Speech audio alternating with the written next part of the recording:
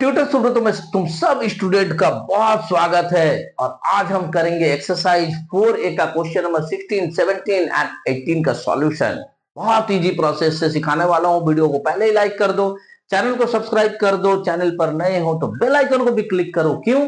क्योंकि मैं हर रोज तुम्हारे लिए वीडियो अपलोड करके देता हूं और उसका नोटिफिकेशन तुम तक पहुंच जाना चाहिए, तभी तक तुम्हें पता चलेगा आज सुब्रतो सर सिखाने क्या वाले हैं।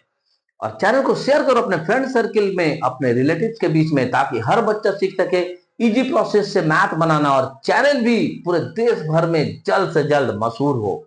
तो चलो स्टार्ट करते हैं इस वीडियो में। पहला क्वेश्चन, क्वेश्चन नंबर 16।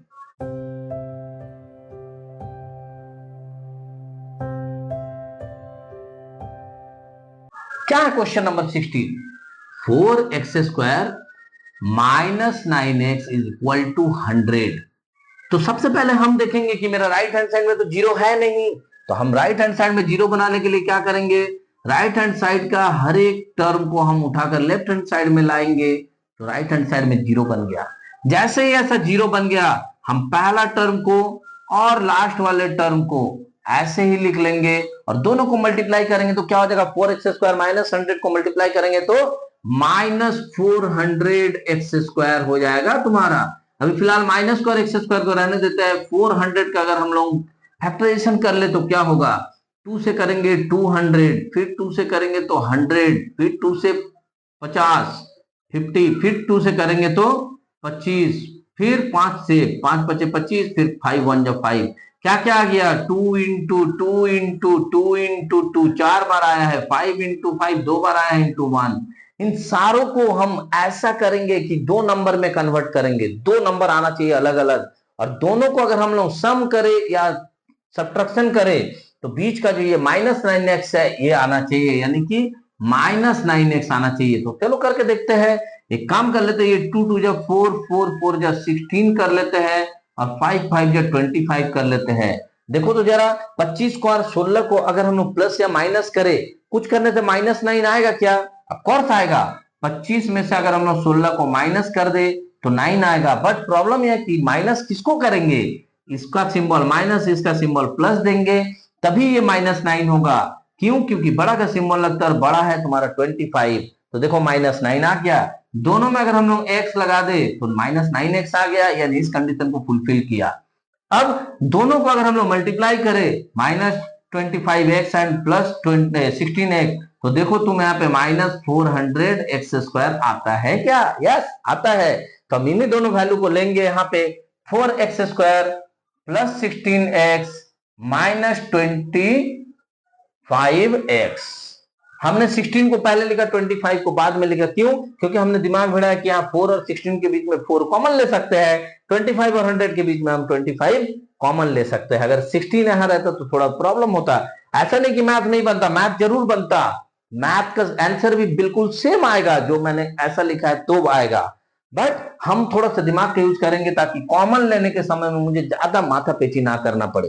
तो चलो हम लोग यहाँ से कॉमन ले लेंगे 4x, तो यहाँ क्या बच जाएगा? x प्लस 4 4 जो 16, यानी केवल 4। यहां से हम अगर कॉमन ले लेते हैं -25, तो यहाँ क्या बच जाता है? x, ये माइनस माइनस प्लस 4 25 जा 100। देख रहे हैं कि दोनों ब्रैकेट में सेम चीज है, x प्लस 4 को कॉमन ले लिए, जो बच गया उसको हम सेकेंड ब्रैकेट में लिख लिए इज इक्वल टू 0। पहला ब्रैकेट को लेके हम सॉल्व करेंगे, x plus 4 is equal to 0 by 4x minus 25।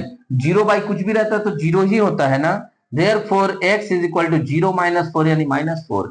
लेकिन दूसरा ब्रैकेट वाले को भी हमको सॉल्व करना होगा, इसलिए हम लिखेंगे again 4x minus 25 is equal to 0 by x plus 4 यानी कि 0। तो therefore 4x is equal to 0 plus 25 यानी plus 25। therefore x is equal to 25 by 4। Mix fraction में भी चेंज कर सकते हो या फिर इस फ्रैक्शन में भी रख सकते हो, कोई दिक्कत नहीं है। तो therefore हम लिख लेंगे x is equal to either -4 और 25 बाई 4। ये तुम्हारा हो गया क्वेश्चन नंबर 16 का सॉल्यूशन।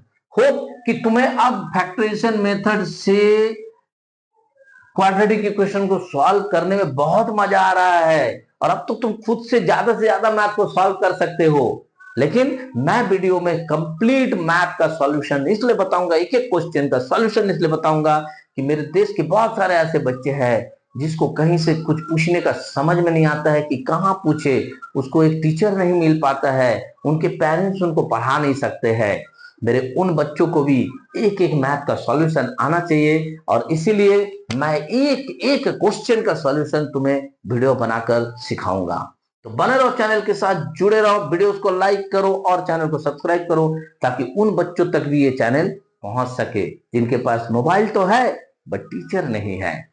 तो चलो क्वेश्चन नंबर 17 को सॉल्व करते हैं। सॉल्यूशन 17 क्या है? क्वेश्चन नंबर 17 भाई, 15x² minus 28 is equal to x. Same चीज दे दिया है यहाँ तो 15x², इस x को हम इधर लेके आएंगे और साथ में सजा के भी लिख लेंगे। क्या सजाना है हमें? ax² plus bx plus c is equal to 0 के रूप में हम सजाएंगे हमेशा क्वाड्रेटिक इक्वेशन को। तो ये जैसे ही हमने सजा लिया, हम सबसे पहला काम क्या करेंगे? फर्स्ट टर्म को लिख लेंगे और लास्ट टर्म को लिख लेंगे इज इक्वल टू 0, और दोनों को मल्टीप्लाई भी तो करना है। तो 28 इंटू 15 कितना होगा? देखो तो जरा, 28 इंटू 15, 5 8 40, 5 दूना 10, 14, 28। तो 0 8 4 12, 2 1 3 1 4, 420 आ गया है ये तो। 420 को ऐसा हम क्या नंबर में कन्वर्ट करें उसका फैक्टराइजेशन करते हुए, ताकि बीच में मुझे -1x मिले।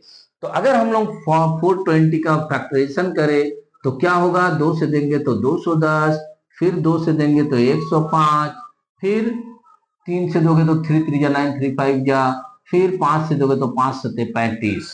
तो जरा ध्यान से इसको देखना होगा, हमें समझना होगा कि हम इसको ऐसा कैसा करें ताकि मुझे यहाँ बीच में -1x मिले।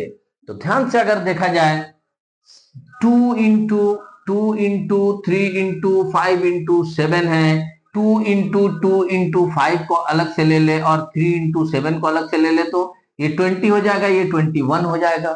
तो 20 और 21 को अगर हम माइनस करेंगे तो 1 तो मिलेगा, बड़ा का सिंबल का माइनस कर देंगे यानी -21 और +20 कर देंगे। तो यहाँ पे अगर हम -21x कर दे और +20x कर दे तो, बट लिखने का सिस्टम मैंने तुम्हें बताया था कि ऐसा चीज को बगल में लिखो कॉमन लेने में तुमको इजी हो। ऐसा नहीं कि ऐसा लिखेंगे तो मैथ नहीं बनेगा, बिल्कुल बनेगा, और मैं उसी मेथड से भी बना के दिखाऊंगा।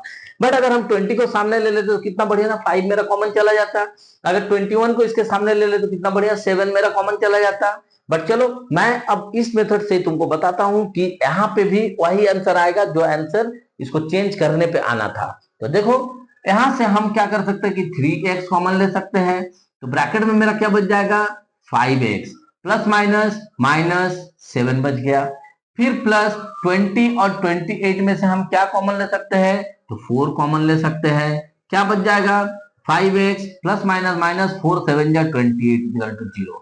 ब्रैकेट में हम देख रहे हैं कि 5x - 7 है दोनों तरफ, तो हम इसको कॉमन ले लिए। बाकी जो मेरा बचा 3x plus 4 is equal to 0।